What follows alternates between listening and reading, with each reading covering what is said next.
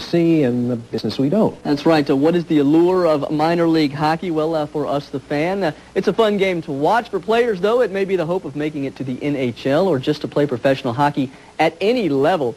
Either way, every Austin Ice Bat plays for a paycheck another player would like to have as well. So it's tough, long bus rides, small towns, trying to hang on to their job. This is the story of one Ice Bat who skates every night on thin ice.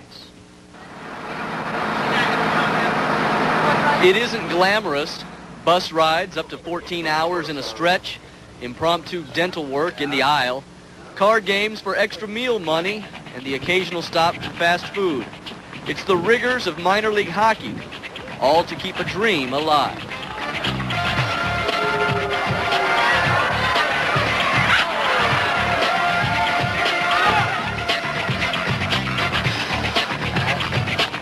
Rookie Keith Moran knew this three-game swing through West Texas could be the end of his dream. After graduating from Holy Cross University, Moran walked onto the Ice Bats to give pro hockey a shot. It's been, somewhat humbling, and I've figured out my level, and I think my hockey career is going to end this year. With two bats set to return from the injured list soon, two players on the current roster must go.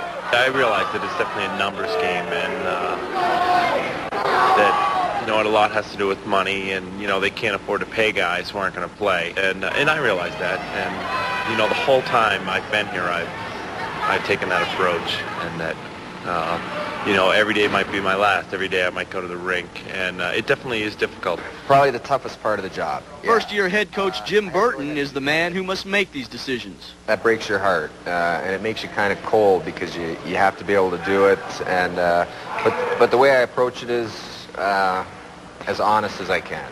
Well, it's almost game time here in Cal Farley Coliseum, the only arena in the WPHL, incidentally, that was originally built for hockey back when the Bruins had a farm team here in the 70s. The Rattler fans are small in number, but boisterous.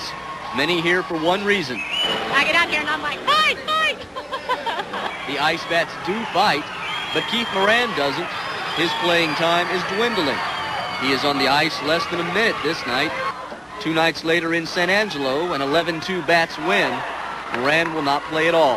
In a game when you're winning by 8 goals and you're still sitting on the bench without a sniff of the ice, you just start to wonder, and obviously you think, there is going to be some sort of difficulties.